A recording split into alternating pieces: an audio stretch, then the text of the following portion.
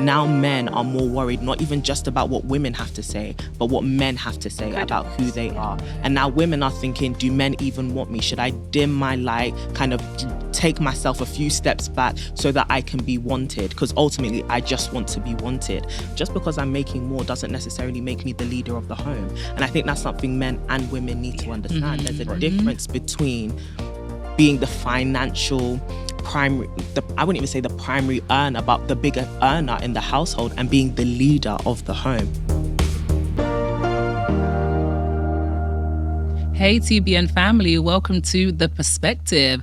I'm Kika, your host, and today we are talking love and money. I have got some phenomenal guests with me, so sit back, enjoy, and join in the conversation.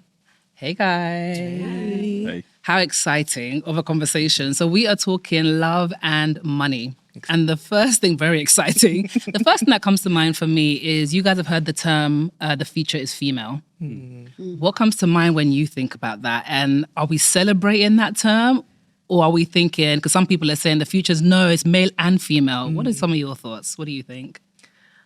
I think inevitably the future is male and female. You know, we can't live in a world without men. We can't live in a world without women. I think when people say the future is female, though, I think they are talking about the fact that women experiencing liberation, women experiencing advancement will actually do society and the world good as well. And so I think the future is female is a term that refers to the potential of the future is locked up in women reaching their fullest potential as well.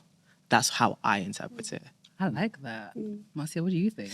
I think the same. I do. I really think it is male and female, and I understand the heart behind the future is female, but we've got to just be so careful when it comes to optics. We've got to be so careful in terms of the narrative that's being driven, and sometimes when something is as generalized as that, it's open to interpretation. And so there's a slight danger with that as well, I think, in terms of the potential to emasculate men. And I think we as women have come so far on the journey of hopefully being seen as an equal. And there's still a lot more to do with that, of course. But the last thing we want to do is now just become the same the way men used to treat women. We don't want to now become that towards the men, because then that's hypocritical. So yes, the future is female. I think it's great that we're being recognised, and there's something really exciting about it. But I think we've also got to tread carefully. I love that. Mike, do you feel emasculated when you hear that? As a man, no. I mean, do you know what it is? It kind of highlights to me the importance of, I suppose, being careful about what terms we borrow from the world. I think what often happens when the world has a package is there'll be a top line and everyone goes, hey, we agree with that. Yeah. But then in the capsule are a lot of ideas that sometimes you kind of look at a bit deeper, and you're like, that's not in keeping with. Yes. It's like, you know, doing the BLM sort of riots. Right. Everyone was saying BLM, and of course, as a statement, who on earth would say Black Lives Don't Matter? I was shocked when I went on their website and I started scrolling down. And I saw the destruction of a nuclear family. I thought, whoa, that's not what I meant, sort of thing. So I do think there is a sense in which we have to always ask ourselves, what terms are we borrowing from the world? Do we have something already in our world as Christians in the Bible that gets at the same thing?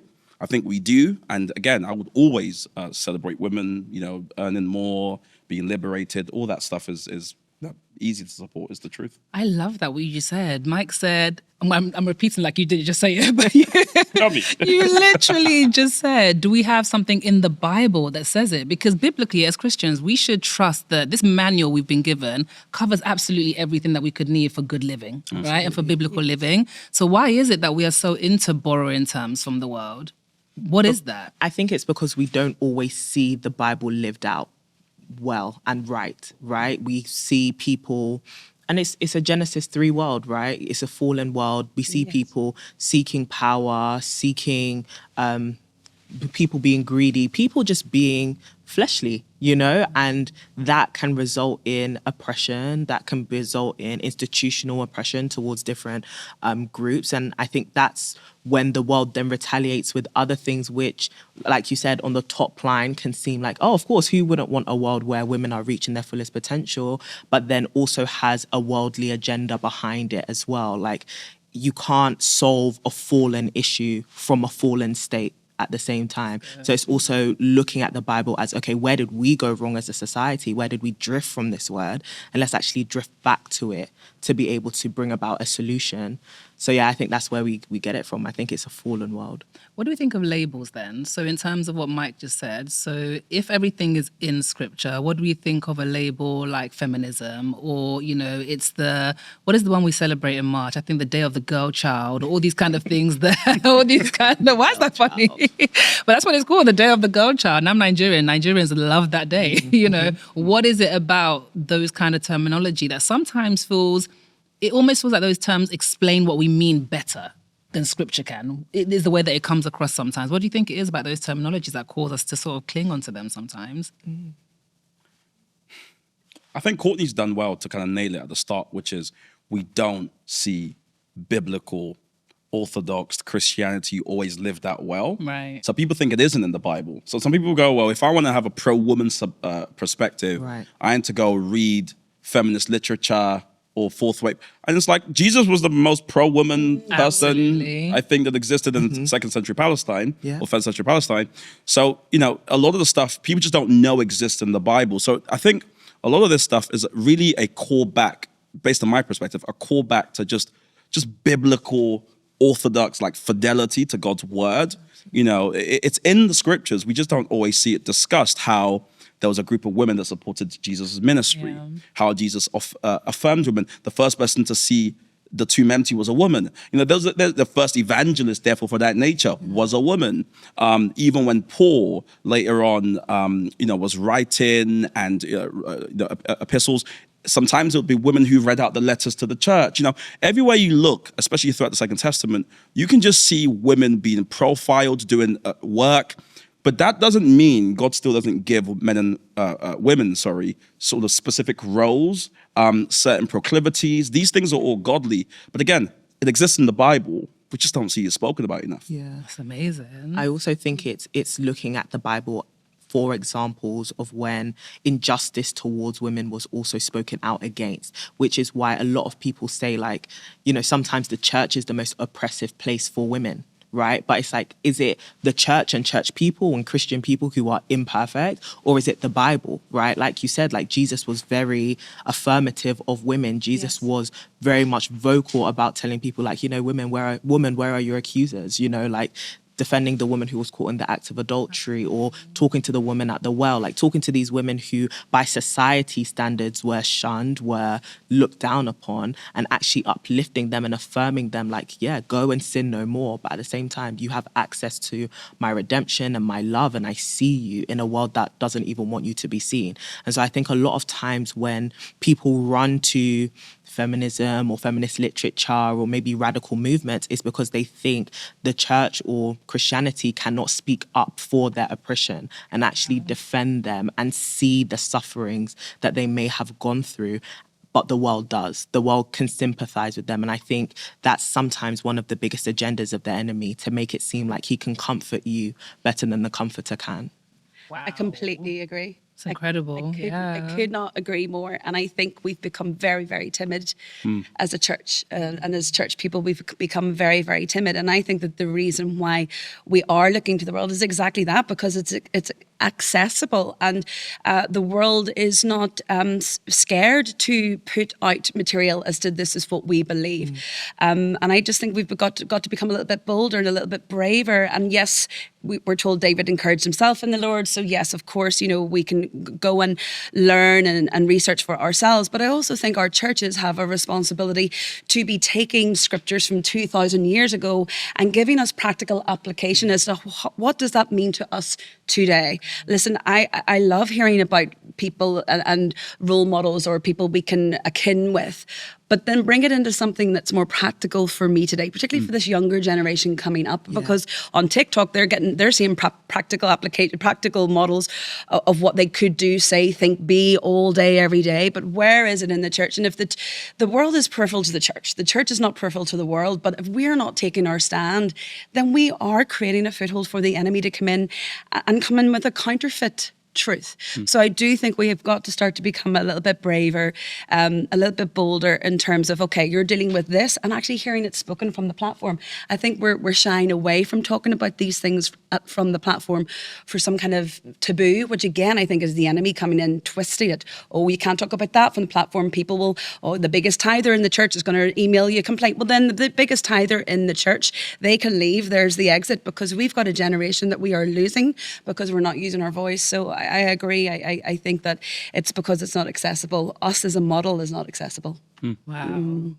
Completely agree, Marcia. Yeah, so good. And when it comes to day-to-day male and female interactions and relationships, what do you guys think is happening within male and female relationships when it comes to the future is female? Because we're seeing right now, women are killing it. Right? Women are killing it in corporate world, in business. Courtney and I were speaking about earlier. Women are actually, in some cultures, out-earning men. How is that playing a role, do you think, in male and female, Courtney smiling, in male and female sort of dynamics and relationship? How is that? I think it's interesting. It's crazy out in these streets, Kika. Crazy. Literally, most of our episodes of the Two My Sisters podcast are about the gender wars. Like, it's about the gender wars. It's called gender wars. Yes, gender wars. It's a battlefield. Ooh, it's a battlefield. And I think you actually touched on it so beautifully earlier, Marcia, about kind of this subversion of power. I think when you are searching for equality, the temptation when it seems to be achieved in certain areas is to then push it too far. And then you become the oppressor, right? And then you see that as justice. Being able to inflict some kind of control over your previous oppressors. I think we also need to be careful that as we are seeking liberation and even achieving it, we don't push that too far to now serve, again, the enemy's agenda just in a different way, right? I think what I see personally is a lot of women who have achieved maybe out-earning their own dreams. Like, they're earning more money than they could have even imagined themselves earning, let alone for a woman. And now the question is, how do I now interact with men? Because finance historically has been so tied to masculinity that a lot of women who do out-earn or who are showing extreme leadership potential or who are just successful are being labeled as masculine. And then you find that they're accused of emasculating men just because of their presence, just because of their success. And I think that it brings attention to deeper layers to the conversation, which is, okay, what is the role of men in the home, men in society now, and really redefining masculinity to some degree, as well as redefining femininity, not to distinguish the two of them or not to dispel the two of them. You still need the masculine, you still need the feminine, but in a world that's ever changing, we need to rediscuss what we assume femininity to mean and what we assume masculinity to mean for men and women. And I think sometimes the church can stray away from that because it feels like, oh, you're disrupting, the traditional things way too much, or being too disruptive or too rebellious. But I don't necessarily think that revisiting our definitions of masculinity and femininity completely obliterates Jesus's model for the world of having male and female. It just makes us think about, okay, what are our stereotypes or expectations for how men and women live out their lives in society, especially now that society is changing, now that women are going to work, now that they're, rapidly getting educated and further educated than their male counterparts. And also, why is that happening and what can we do to support men, but also what is men's role in a world that looks like that too? That's incredible, Marcia. If I had to add into that, as a life coach with my male clients, I'm thinking of one in particular, and he is in banking. And he is a soccer referee up to international level on the side. But what's been coming out of our sessions is that deep down, when we take away what society says, what generational expectation says, what his male counterparts in banking are saying, deep down what he actually wants to do is something completely different. And he would rather be living in a warm country. He would like to pursue sports management. Him and his wife have recently had a child. He loves the idea of being a stay-at-home dad. But actually what's stopping him from even considering going that are these other expectations and pressures from outside sources. And so to add into what you're saying, Courtney, I think even when it comes to masculine and feminine as Christians, and tying into what you're saying, Kika, about labels, I do think there has to be a part of us, and this is again why I think we can be intimidated by the world. I say this really respectfully, I think we kind of have to allow it. We have to allow it and let people put their labels on us if that helps them understand us a little bit better. I think there's a part of us that we have to be okay with being misunderstood. If we're going to be countercultural, you know, we're set apart. We're not meant to look like everybody else. And so for me, even fully feminine and fully masculine is when I see, to me, a woman who is in her most feminine form is a woman who is completely surrendered to the Lord. Masculinity for me is at its finest and at its most beautiful when a man is completely yielded and surrendered to what the Lord wants. Whether that man is the CEO and a billionaire or whether he's the stay-at-home dad doing the school run. Oh, I'm getting shivers. You know, I just think there's something so beautiful about that. And again, I think it is that thing of how do we claim it back? You know, if Jesus was here right now, what would it look like? And he would say, fix your eyes on me.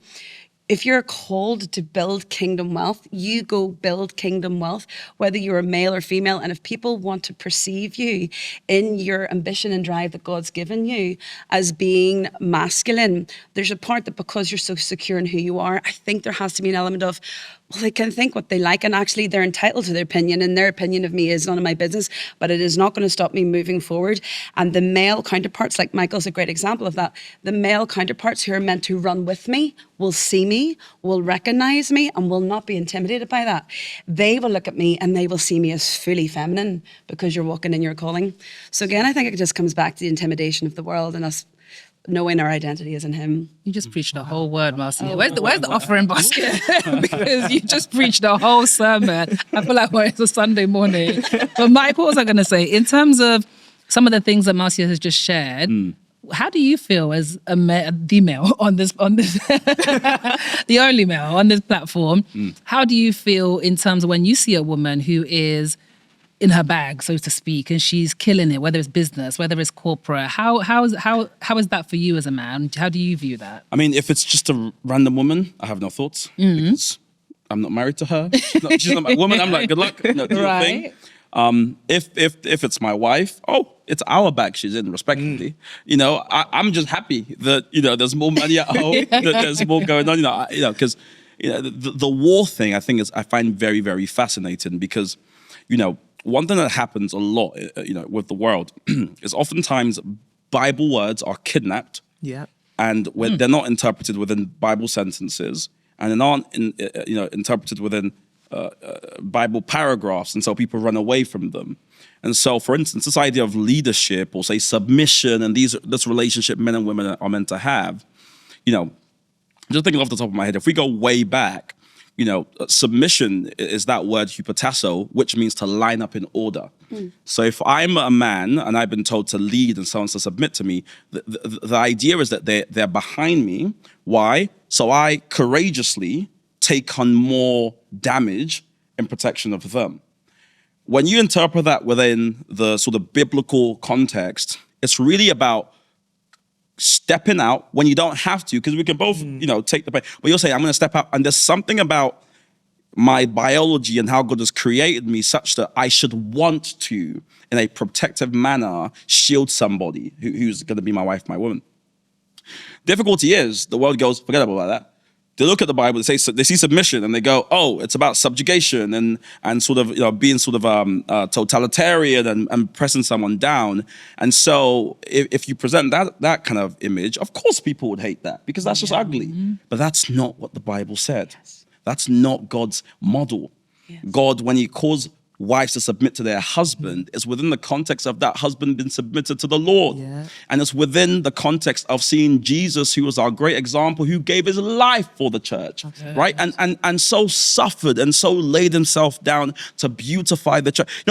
That's a beautiful picture, but that's not what we get, right? And so to your point, I have no qualms about sort of the roles between male and females, because my attempt, or what I'm trying to do, is ensure that whatever I think is as hermeneutically sound, which means it's rooted in in what does God say in his word about this point? And how do I stay as close to that as possible and reject the world? Because there's a problem with the world. It's always changing. Yeah. Yes. 1 minute, the future's Yes. female. Then there's a backlash, and the future's now Yeah. male. Yeah. And then young boys like, who am I? And it's just back and forth. And this war continues. And actually, the gospel message is that the war has ended.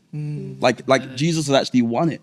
So we can live in a world of collaboration where me and my partner, we're collaborators. We're working together. Yes, we have different roles, but we're pulling in the same direction. And that glorifies God. It's not a war. There is no war.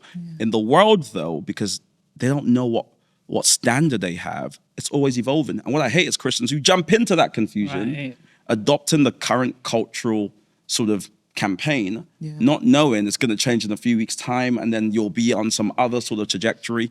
And God has called us out of all that stuff. Yeah. Man. I wanted to add something good. to that as well, because I completely agree. I think that's the perfect summary of it. And I think it's not even just the world not knowing what their standard is. I think the world doesn't know where their identity is, Yes. right? So even with this whole masculinity conversation, a lot of times within the world and sometimes within the church, it's crept in. Masculinity is so attached to how much you make, and your position in the home is secure by how much you bring in. So a woman may be bringing in more than you, or maybe a woman making more than you, whether she's your wife or not, now intimidates your core identity. And this whole war is around egos and people trying to protect what they find their pride in and what they find their identity in, when actually what God shows to us through the word is you are not how much you make, Yes, right? right there. Yes, you have a purpose. Yes, you have an assignment. And yes, in the world, money can sometimes be attached to that. However, your obedience to the assignment, your submission Yes, to girl. me ultimately Yes. is what makes you who you are Correct. as a child of God, whether a woman or not, or a man or not.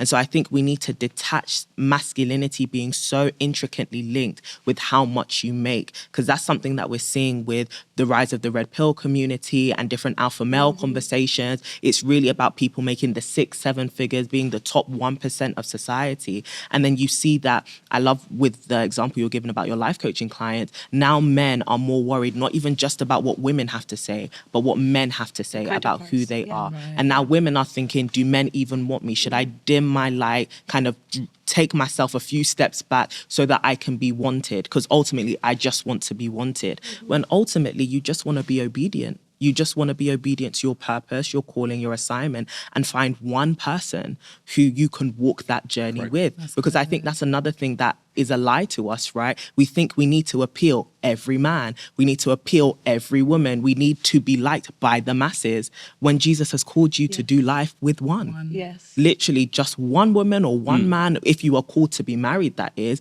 and do life through monogamy. And I think there's a reason why we're also seeing a rise in polygamy and like conversations around polygamy, because we are taking our standards and our values so much from the world, and we're not taking time to really correct ourselves on it and realize that the road that we're going down is quite dangerous, actually. It just takes one person to understand my assignment, understand my calling, and to be happy with the fact that we are building a family unit. And so me bringing in more money than you, this is our money. Yeah. This is the Exactly. money for our future. Exactly. This is the money for what God has called us to build. And the last thing I'll say is, just because I'm making more doesn't necessarily make me the leader of the home. And I think that's something men and women need to understand. There's a difference between being the financial primary, I wouldn't even say the primary earner, but the bigger earner in the household, and being the leader of the home. You can lead and make less the money than me. The two are not mutually exclusive. Yeah. Can I just say, by the way, just a really quick one, that the fact that money is such a key consideration, and this breadwinner conversation, and I was studying it a few weeks ago, and I remember thinking to myself, this actually has a bit to do with how seriously we've taken the biblical concept of contentment and having a concept of what enough is for our life. I'll tell you why. Absolutely. If we say for our family, I've got a family of 4, and we're like, you know what, 200K, 100K, 80K, whatever it is, that's enough for us. Yeah. You earning more and more and more money, all that does is it means we can give away more money. But it's not linked to somehow you sort of having more value to our family unit because we've already got concept enough. We're pretty content with what we got here. But I think because most people don't have a concept of what enough is, and they don't have, contentment isn't something they've really developed. To them, life is about just getting as much money as you possibly can. Yeah. And the idea is whoever can make the most money, therefore, is the most valuable person. But if you've already got a concept of enough, anything someone makes above that, it just allows you to be more generous. It allows you to support more people. So it's not linked to this idea of worth, right? Because again, the more you can give away, you give away as much as you can, right? But it's not, giving away isn't linked to what your worth is, So ultimately, there's a little kind of small thing sometimes I think we have to do, which is a little systems check to go, have I thought about life as a race of who can have the most money? If that's what you think life is, women are the least of your problems because you'll also be intimidated by a man who earns more. Right. You'll be looking at everybody you ever meet going, how much do they have and how do I make sure every room you walk into, you'll be thinking, where am I in this room, ranking yourself? And so it's a much, much deeper issue with, are you satisfied with, I'm obeying God, I'm where I think he wants me to be, and I'm going to be fruitful with as many people as he sends to me. If you can find contentment in that, it actually relieves you from this pressure of competing with everybody, including your wife. Do you know what I mean? It's not just your wife. Because some men will be like, yeah, I don't have an issue with my wife. One is because she earns less than you. If she earns more, you start to have a problem. But the bigger issue is you have a problem with everyone at your workplace. Because you look at them and all you're doing is coveting what they have, jealous of the amount of money they have and wishing you had more money because secretly you think it's tied to your self-worth. Wow. And that's obviously not fruitful. Yeah. Man, do you ladies think there's a certain kind of woman, though, that can take being the highest earner and still submit leadership to the man? Because you said it earlier, Courtney, that being the biggest earner doesn't mean I'm the leader of the home. But is there a certain kind of mindset of a certain kind of woman that allows that? Because some women can't handle it. Absolutely. The money does get to the head. Yeah, absolutely. I think it comes down to what you said. It's the woman who's submitted to Christ. Right. Ultimately, your submission isn't just to your husband. You can submit to your husband because you are submitted to Christ. And when you're submitted to Christ, you allow him to prune your character, which means you also allow him to prune you of any pride that you have attached to your material possessions and your material wealth. Like you said, I may be making this money. It allows me to give away a lot of money. And it's a fruit of the fact that I'm walking in my calling and my purpose. But my identity is not in the fact that I out-earn my husband. My sense of confidence is not in the fact that I'm the highest earner in my household. I'm just being obedient and my heart is submitted to Christ. So as soon as that may creep up in me, like, oh, I want to usurp power over my husband because I make more money than him, I've got to take that to God in my prayer closet and be like, there's sin in my heart. Because ultimately that's what it is. The same for the man who wants to oppress his wife because he's intimidated by how much she makes or thinks that because he out-earns her, if she earns less, that he can lord that over her. It's the same thing we're contending with in our heart. It's sin. So I think the woman who can handle it is the woman who's truly submitted to Christ above all else. That's so good. It's also very scary, this conversation. You know, it's very scary to think that even in us as Christians, obviously I'm not talking about us, but just generally speaking, that we're even thinking that way. Like, how far have we stepped out of our relationship with our Maker that it becomes about money? I mean, how real can I be really real here? Like, our ultimate goal is to know him. It's to know him, it's to know him, it's to know him. And, you know, the scripture talks about it'll be easier for a camel to get through the eye of a needle than it will be for a rich man to get into the kingdom, right?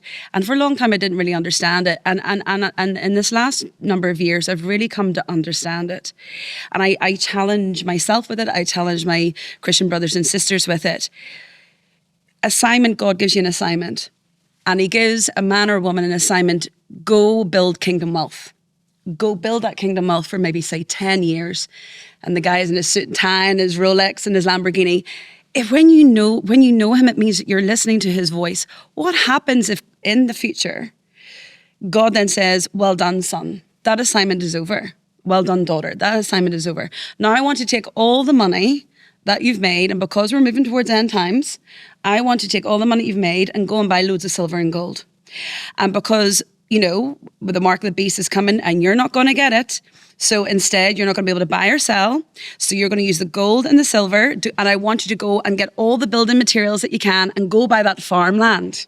and I want you to build a self-sufficient house, and you're going to grow your own fruit and veg, and you'll be out there on your tractor. Now, is that man or woman? Or woman, you're going to go from being the CEO to now being home and hearth at home with your kids, homeschooling them. If that assignment, and there's a shift in that assignment from the Lord, we have to say yes. Yeah. That is, we stand before him, and we do not want to stand before him and him say, I never knew you. Right? So if we're so tied into our money, I completely agree. We have such an opportunity, especially with the culture today. Someone says, oh, I love your designer clutch. Here, have it. Not, oh, I'll go buy you one. No, here, have it. Because actually, yes, I love pretty things, just like the next woman. I love things that are made well, just like the next woman, but it doesn't define me. Yeah. Right. It really, really doesn't. So 100% with the extra wealth, the corners of the field, 100% let's go. But at the same time, we've got to hold that money and our businesses very, very loosely. And if our identity is caught, we think we can't submit to our husbands, that men think they can lord it over their wives because of their money. Listen, the pride will be fallen. You be very, very careful. He gives and he takes away. And our role is to be obedient to our assignment. And if he says your assignment is done now, instead of meeting up with the lads in the Lamborghini, they're going to come round to yours. Are you going to feel as comfortable with the tractor out the back, or are you going to feel shame? Yeah. What's it all about? So I think we've just got to really keep shaking ourselves into why are we letting money be our identity? Why can't we be like Paul and be content whether we have a little or a lot? What if God says, sell all your possessions? Yeah. Are we actually going to be okay? And if not, we've got to go and have those hard conversations with ourselves. And the last thing I'll say, if it's okay, is with regards to the submitting, I can only speak for myself.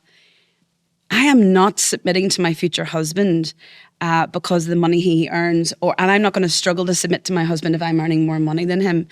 I am submitting to him because, exactly as you said earlier, Michael, because of how he loves me. Like, I don't live my life, and the outworkings of my life now are not in the hope that God will love me. Who I am and the choices I'm making in my life now is because I know he loved me first. Yeah. That before I even recognized him as my Lord and Savior, he loved me just the same as he loves me now. Yeah. Just the same as the sin I'm going to commit tomorrow. Hopefully not. But, his mercies are new every day, thank God. But, he loves me just the same. So the choices I now make in my life, the way I carry myself, my posture, it's all an overflow. It's the outsourcing of he loved me first. So similarly, my submission to my husband in the future won't be to do with money. Yeah. It's because of the love and respect that I get from him. And I know that I have a lot of friends that don't believe in God, and even friends that do believe in God that struggle with the concept of wives submitting to their husbands. But we submit to our friends all day and are not even aware of it. Hey girl, do you want to grab dinner? Yeah, sure. I was thinking maybe Indian. Oh, I really fancy Italian tonight. Okay, no worries, I'll do Italian.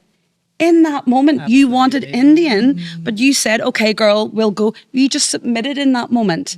Why? Because of the love and the respect. So I think we've also got to break down, again, as you said earlier, Michael, where the world will take the biblical idea of submission and want to turn it into something, well, it's not the world, it's the enemy, wants to turn it into something ugly. I think we just got to reclaim it and actually recognize submission is a really beautiful thing. It's from God. He has purpose and order. Marcia wants to offer a basket again. Mike, were you going to say something? No, everything's been said. I love it.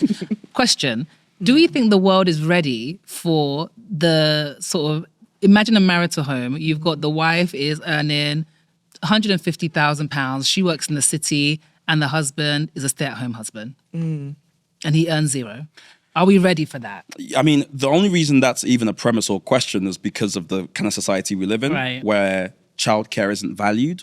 And so there's no monetary value attached to it, right? So the way that's been phrased is, 150K, that means he must be doing something amazing and important. Yes. Staying at home, nothing, And it's like, well, it's just, again, this is the point, again.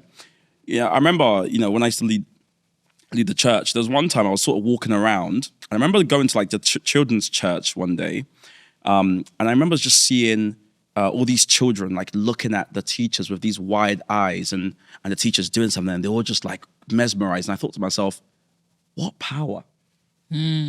Like, to be able to shape the mind of this young person at this very critical age where whatever you say to them is literally gospel. Wow. And most people see children's ministry as the thing that's not important. What?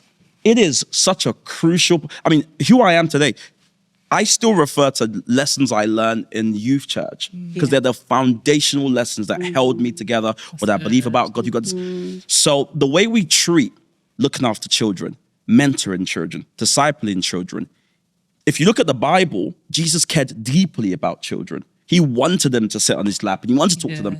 But we live in a society, like this capitalist, industrialist complex, or even call it, that doesn't value childcare. But that doesn't mean it's not valuable. Yes. And hence we have another issue of sort of the world thinks one thing and we allow it to bleed into the church. I would have no problem. Listen, if I am fortunate enough to marry this woman that earns 500k, I would need 500k.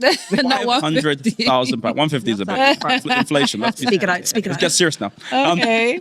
500k. And she said, Mike, would you like to stay at home and whatever? I'll just run a business from home, happily. I will look after the kids. I'm gonna listen, that room will be clean. Everything will be clean. And I can do other things from home, happily. You know, I'm not even joking. This is an advert, right? I know we're not allowed to do adverts here, but this is an advert. If there's someone out there, You're earning 500k. drop me a message. We can have a chat. No, Slide into my DMs. I play. But the point is, we've got to stop seeing value as how much is attached to something. Yeah. This country doesn't attach money to childcare. Doesn't mean it's not valuable. To us, kingdom-minded folks, God cares deeply, deeply about young people, about children, about the home. I mean, the church is a collection of homes. God cares deeply. He's coming back for a bride that's going to be a collection of homes. So we shouldn't take our cue from, this kind of current system that we're in. I have shivers from that. Yes. That absolutely 100% agree, ladies. Any I thoughts? completely agree. I think we've seen the repercussions of the men going out to work and having no business in their home, right? Like you're going out to work and yes, you are at home. You're a dad that your kids can grow up and say was there, but were you present? Can they say that he came to my parents' evenings? He came to watch me do, my little recitals and stuff like that. Like we're seeing a generation of people who have fathers who are present, but they are absent, right? As we were talking about before. And I think the solution isn't to swing the pendulum the other way. Yeah. And now that narrative just surrounds your mother now is the new character that actually went out to work, but she wasn't at anything either. Your children and their childhood is so important. And I think, like you said, it's living in a capitalistic society that tells you life is just about how much money you make, how much value you bring to the marketplace and can extract from it, and not what is your household saying about who you are and what you value and what are you pouring into your children. So I don't think the question is the world ready for a world where the woman goes out to work and the man is at home? Is the world ready for a world are we as a church and as a kingdom ready for a world that tells you and dangles in front of you that outside of the household is more important and the temptation that making money actually brings? Are you ready for that? When now both of you have the capacity to work, what's going to be left for your children, right? If both of you are out there running the rat race, who's really thinking about how do we train up a child in the way that they should go? Exactly. How do we also have a marriage that is healthy? How do we not put our esteem and our value in how much we make? I think those are the bigger questions we need to be asking ourselves. So is the church ready for that conversation? I don't know. I like that. Well, I really agree with that. And I love what you said about train the child in the way you should go. I was thinking that actually when you were talking. When I was doing my postgrad in teaching, I'm looking at the psychology of children, and I also chose to read some Christian books along in my research. And there's a husband and wife that have done like a partnership, the women's book and the men's book, and I found the men's book even more insightful for obvious reasons. And the role of the father is so important. So important. And I do think it will be up to the individual father, but I had this real sense of, say a man who maybe didn't have a father growing up. Something I've also learned from training to be a life coach is that the main wound, we think that the main wound is the father wound, because for a lot of people the father wasn't there. But actually the main wound is a mother wound. It's a mother wound. And so I'm jumping all over the place here, but please go with me with it. So children, when they are growing up, little boys and little girls, both have a question inside of them. They both have a question that needs to be answered, and they're different questions. And inside every little girl is, am I pretty? You know, am I worth the rescue? Am I beautiful? And inside every little boy is, can I make it? Can I achieve? Am I enough? Both of those questions have to be answered by the father. Have to be answered by the father. And if they're not answered by the father, what we'll find in life is, for women, if we don't have that question answered by our earthly father, and we don't have a deeper, mature enough relationship with our heavenly father to know the truth, we will take our question to men. And for men, if their question of, am I good enough? Can I achieve? Will I make it? If that's not answered by their father, they will also take it to the world. And hence we see men who try to, or overachievers, who are never happy, who are never contented with their lot. So fascinating, by the way. Yeah, I know. I psychology. Yeah, it's incredible. I could wax lyrical all day. But to bring it back to what we're talking about, if I bring that back to the stay-at-home dad, what if you are a man who either had an absent father or a father that was present but wasn't fully present and in the moment? What if God is knocking on the door of your heart? And we're so busy, like in Revelation it talks about, we're so busy getting on with doing the good works, but we don't realise that he's standing at the door of our heart and knocking. And what if he's whispering into the ear of one of his sons, I actually want you to stay at home, because by you staying at home, you're actually going to break a generational curse. Wow. You're going to break generational curses of there being no father figures in the house. And you have the opportunity to train your children in the way they should go. You're going to have the opportunity every day to delight in your daughter. You're going to have the opportunity every day to say, well, son, you know, go for it. You've got it. Like, what could happen if it was shared in that way? What could happen if men were confident enough in themselves to be like, oh my gosh, that's actually my vocation. You know, I thought it was this, but that's because the world told me I had to go out and make the money. But actually, if I think about it, nothing delights me more than being at home with my children. So yeah, is the world ready for it?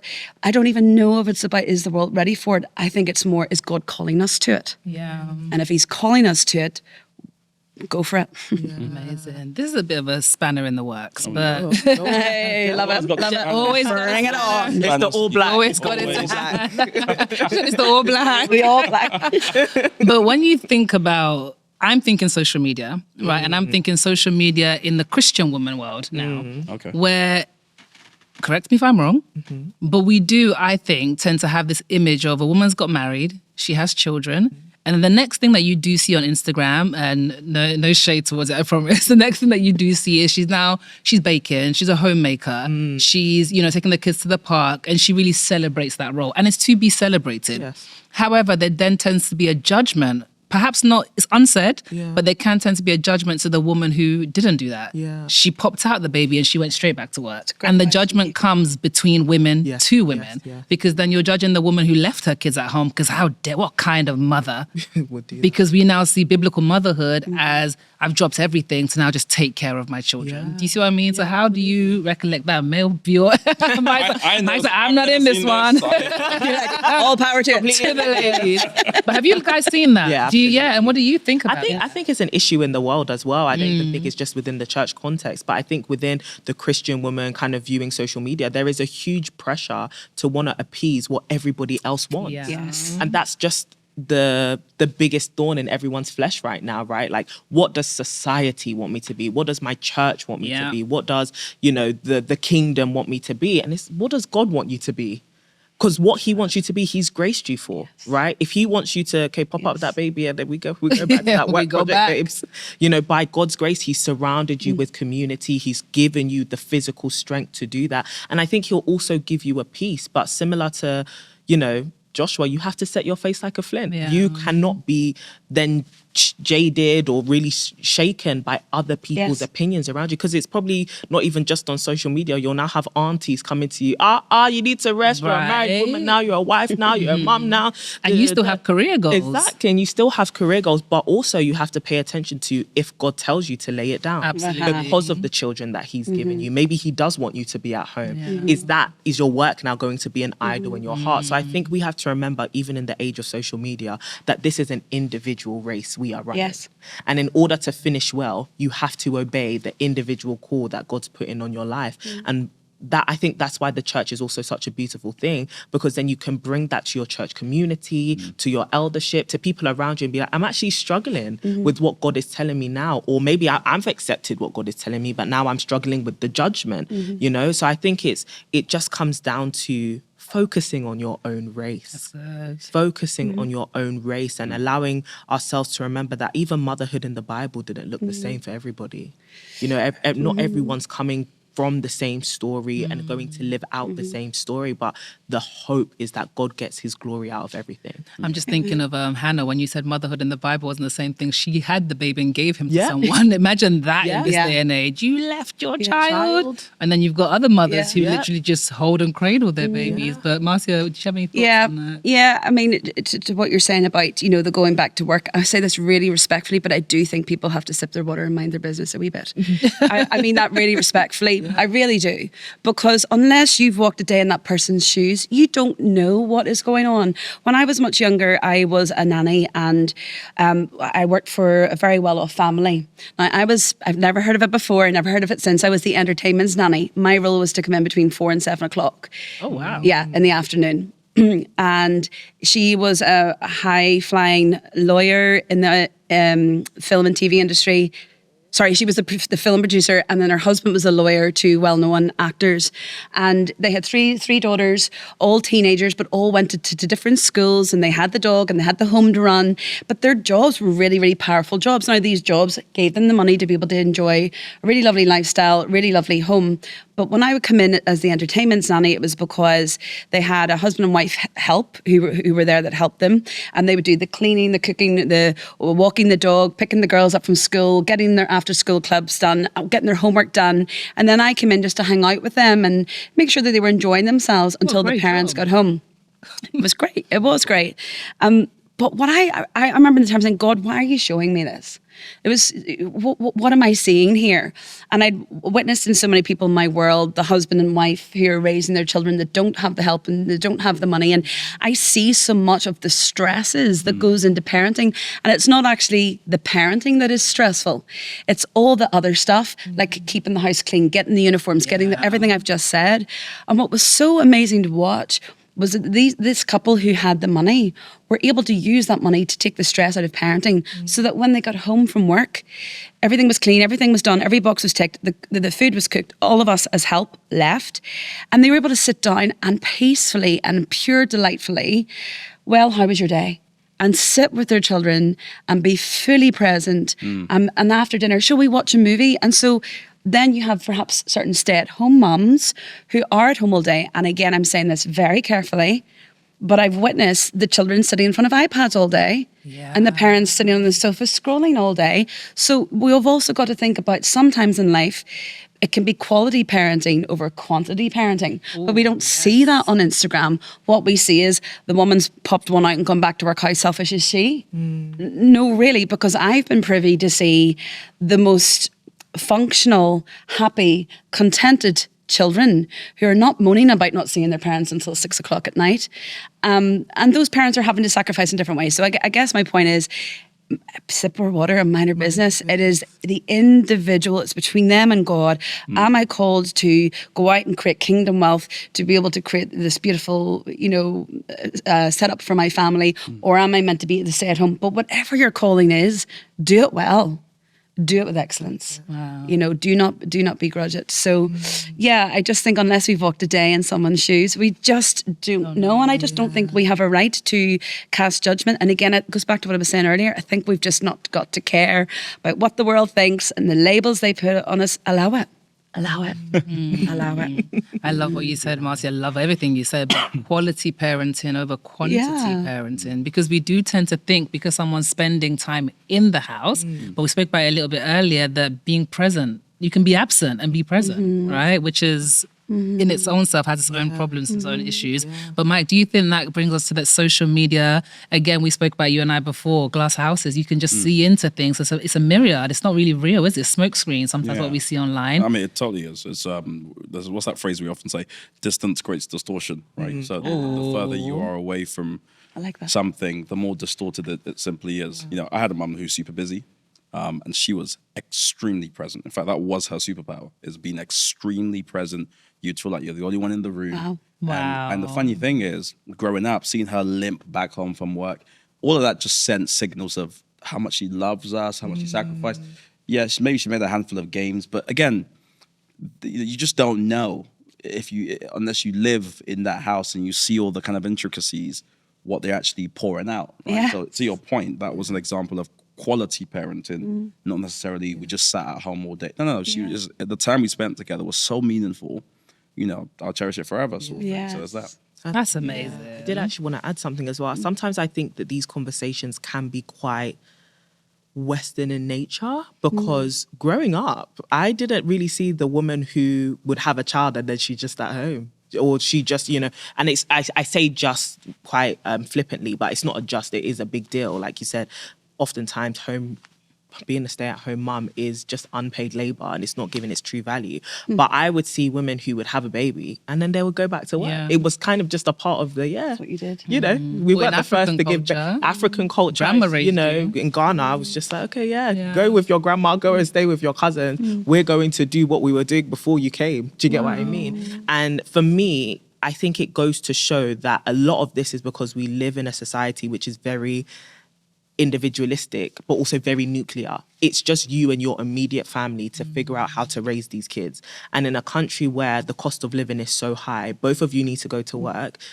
Childcare is also super expensive. You don't really have the housing space to have help, but also to have your extended family staying with you. So now you're trying to figure out who's going to stay at home. Yes. And then that's how pride can sometimes creep in, or who's now having to give up on their dreams in order to raise these children. But I think if we had more of a community mindset, we would know that this is a community issue. Us bringing a child into this situation is for this village to raise this child, right? So it's people in your church, it is your extended family coming in and being involved in the school pickup and the school drop-off and the doing homework and reading to the kids, so that the kids may not be able to say, my mum was at everything, but she always made sure someone was there. Right. This auntie was there, or I just remember everyone in my life who was a part of it. I was raised by my mum, my aunties, my godmothers, our whole village of who's picking us up from school today. We might be going to Auntie Terrier's house to have jollof.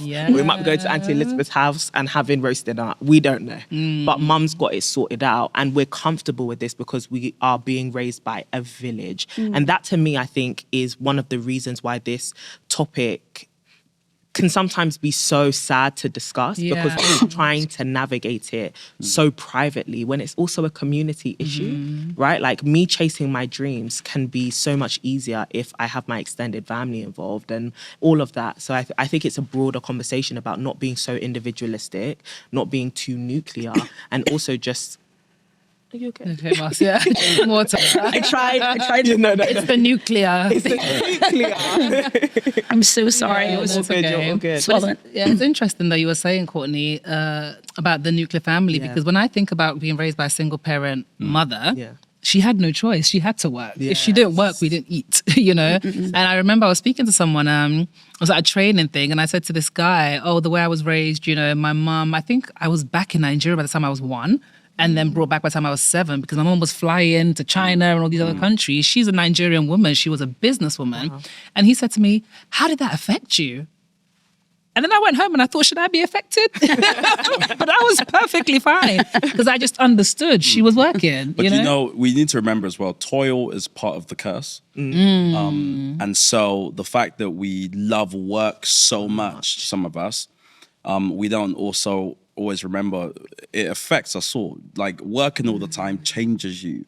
If you are always at work, always handling stress, always managing multiple projects, that changes you physically, but also emotionally. Your ability to be, your capacity, for patience, it goes out the window. You don't notice things. Someone's changed their hairstyle. You're like, you just don't. And so I hate broken families. I hate it because, when one person has to pick up the slack, it changes them. Absolutely. That's just the reality, And in the same way, those of us who want to earn lots of money, we do have to at some stage ask ourselves, at what cost? Because it's not just work and exchange for money. You also change. The kind of present you're able to be does change. And so, again, I go back to the point, rather than making your life all about how much money can I possibly earn before I die, I think you have to really ask yourself, what's important to me? What are my values? Do I want to be, as Courtney said, do I want to be known at home? And that's a badge of honor I want to have. Do I want to be a wonderful husband to my wife? Do I want to, you have to ask yourself, because you can't have everything at the same time. You have to decide what's important, what's not important. And so hopefully what we've achieved with this conversation, at least, is to broaden out the sort of space a bit and say, money is absolutely important. Yeah. Let's not kid. But this toxic worldly mindset of as much money as possible, it distorts your life, it distorts your relationship, it just distorts everything. Absolutely. So we ought to reject that and adopt something a bit more biblical. It doesn't define your masculinity or your femininity, as we said. Sorry, Marcy. Yeah, I agree. I think what we're moving towards is, I think we're going to start to be called towards a more simple life. I think that as we see technology ramping up, without sounding too extreme, but it's almost like we're living in a kind of modern day Sodom and Gomorrah, I can't lie. Yeah. And I do think that, there is a reason why people love to go on holiday, because generally when you go on holiday, it's a much more simple way of living. I agree with you. We're so, what's the word I'm looking for? Attuned in a way to living a life like this, the art of being still. Well, then how's your prayer life? Because if you're like, well, I can give you 15 minutes, God, you know what I'm saying? Right, so how long did you wait online for the tickets for that music artist that you wanted to see? 6 hours. Right, but you got 15 minutes for me. No bother, love you, son. And I just think he's moving us towards a more, I think we're probably going to have to move towards a more simple way of life, because AI and technology and the way things are going. And I agree. I think we've really got to be asking ourselves the questions. If we have fallen into the mindset, awareness is key in personal development. We've got to become aware of why we do what we do and what's the reason for it and what's the root cause behind it. And some of us are living in a mindset that we're not even aware of. Yeah. The when I, then I. The when I, then I. So, okay, let's say you get all that money that you want. Then what's going to happen? No, that you're going to push that out. You are going to push it out. When are you going to stop? And then when you make all that money, what's the next thing you want to do with your life? So when you hit all the things that you want to hit with your life, then what? Then what's life going to look like? Is that then maybe when you're going to sit down with the Lord? And is that when you're going to sit down with your family? So, you've heard that wee old adage of like, no one on their deathbed wishes that they'd spent another 2 hours at work. Yeah. It's challenged me. I know a tennis coach. I build businesses. That's one of my sort of interests. And I remember I met this tennis coach, and he was telling me, how much you make an hour. We're on holiday together. He was telling me, and immediately I was like, but you could make more if you. And he was like, I'm happy. I'm okay. I thought to myself, wow, that's so interesting. Doesn't he even think you want to make more? Does you want to 10x? And he was just like, no, I'm good. I get to take my kids here. Unreal. And I thought to myself, this is so beautiful. It almost felt rebellious that he had all this potential, but he didn't make his life all about how do I satisfy my earning potential. But to him, being a very active father, finishing at 4 p.m., binging on, some crime novel, that for him are what's important. Right. And in the world where it's like as much money as you earn, he's done this little rebellious act of, I'm not going to go down that trend. I'm going to go down this way. And for me, this is what's important. And I think everyone listening and watching has to ask themselves that question. What's your little act of rebellion that honors God, that keeps your life simple, as Marcia is saying, but also it's in keeping with God's assignment for you. And to your point on love, I think one of the big things is you find the right person when you're living in that truth of, this is actually my pattern, this is my pace. Yeah. And someone might come to you and go, okay, this is the right pace for me. And then you're equally yoked because you're moving at a similar pace. Good. Difficulty is when some people are sprinting and they're looking at people who are sitting still like, wait, hurry up. And it's like, I don't want to go that fast.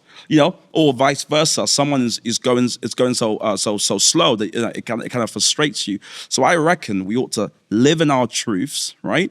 And then look, okay, as I'm moving in this pace, Who do I see around me that's moving in a similar pace? Yeah. Chances are that's the person you ought to be yoked with. So Ooh, that's so Yeah. good. love that. I So love good. that. And sorry, I was going to say, I don't even think, I think like you said, it seems rebellious, but ultimately it's countercultural, Yeah. which is exactly what we're called to be, right? Like we're not going with the flow of the culture. And I think one thing that I've really noticed from this conversation about, well, not this conversation, but just more broadly with love and money is it's leading to us objectifying people.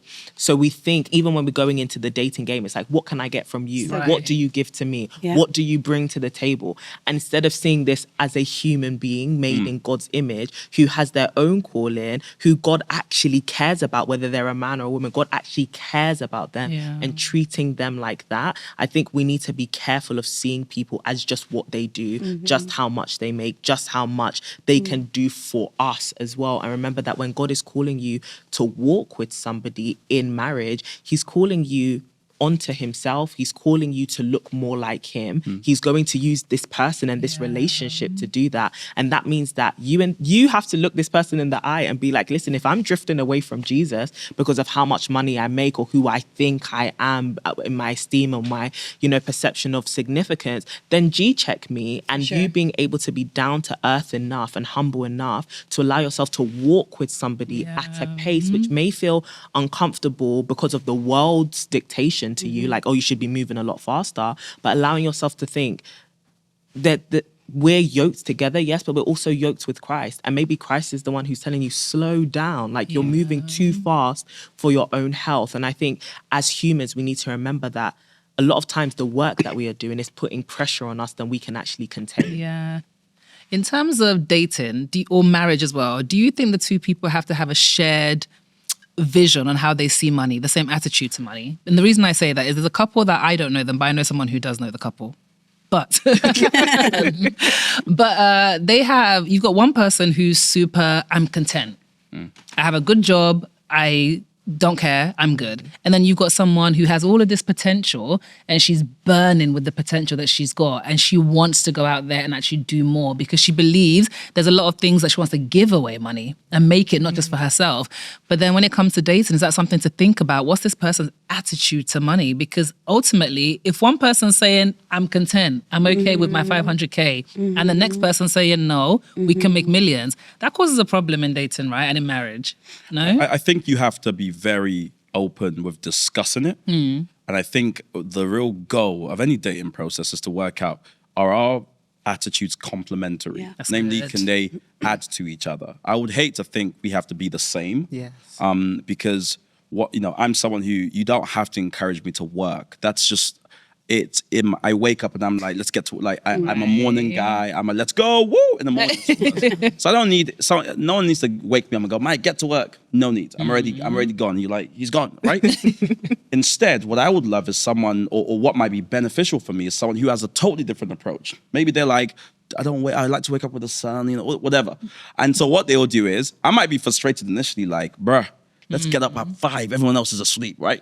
However, even though we start at extremes, as we reason together, we find this kind of complementary middle ground where we go, you know what?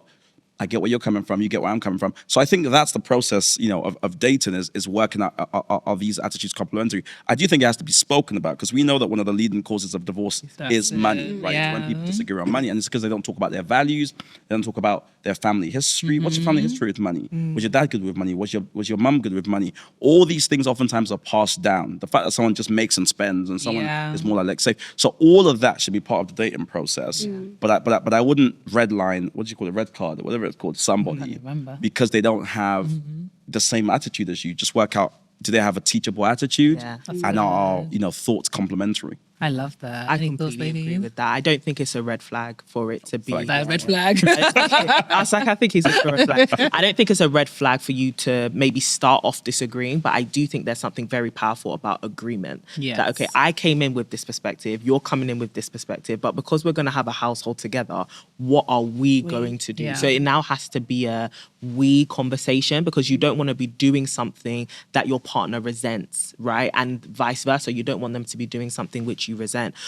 And you don't want to be frustrated with your partner either. And I think sometimes if we don't have these conversations, it can just lead to frustration. Yes. Like, oh, I want you to wake up at 5 a.m. and I want your ambition to be to make 7 figures. And because you're not doing that, I'm now starting to resent you because I feel like, oh, you're lazy or you're this or you're that. And so I think it's also not being so attached to or so prideful with our way of doing life before we got into the relationship and being okay with the compromise.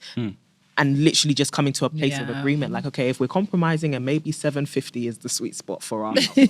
750. From 5 to 750. No, because if someone is saying 500K, the other one is saying millions. Oh, right, let's right, go to right. 750 and let's make that our household target and both be okay with that. Just so, and I love the depiction you were talking about earlier about being equally yoked. Just so we know we're walking in the same direction and at the same pace. Because if I feel like you're outrunning me, you're going to start hurting me. And if I feel like you're dragging me behind, you're going to start hurting me. So we need to start figuring out what does it look like to walk at the same pace in the same direction for us now. It's good. And Think of the scripture, can two walk together unless they agree? And if I can add into that and just put my life coach cap back on again, fundamentally, if you go right back, you have to know who you are. You have to be so comfortable in who you are. You have to be authentically you from the start and not fall into the trap that I certainly fell into when I was younger and had low self-esteem of moulding myself into becoming a version of me that I thought would be approved of by a partner, by a husband, a boyfriend.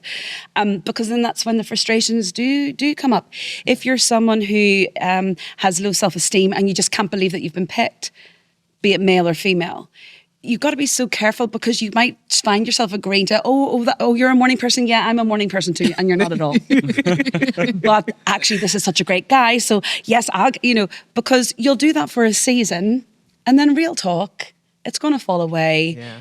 So I just think it's so important. I think compatibility is key. There's honor and there's respect, but you've also just got to be so honest in those conversations because there should be don't like the word should.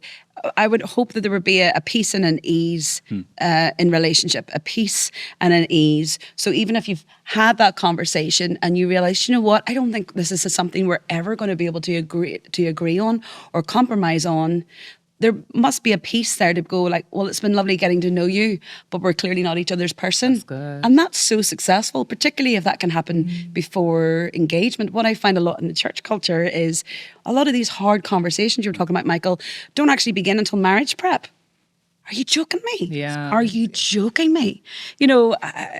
Really, like those conversations need to be being had pretty, not obviously day 3, but before you're even Day 1. Yeah. Before you go to Nando's, wherever they're taking you. In-person contact. Let's make sure we're on the same page. For sure. Yeah, you've completely. I'm just thinking Nando's now because I love fried chicken. So yeah. Listen. But no, guys, we could have this conversation forever. Honestly, Courtney, Marcia, Mike, thank you so much. It really has been, I've been eye-opening, I think, and I think really encouraging the audience, whoever's listening, that there's no one cap fits all for the way that we do dating, the way that we do marriage, especially when it comes to love and money. I think what I'm hearing from all of you is really search your own self and know your attitude to money, your thoughts on money, and then find somebody, prayerfully, God brings someone along your way that has the same shared values on money as well as you. So thank you so much, guys. Thank you.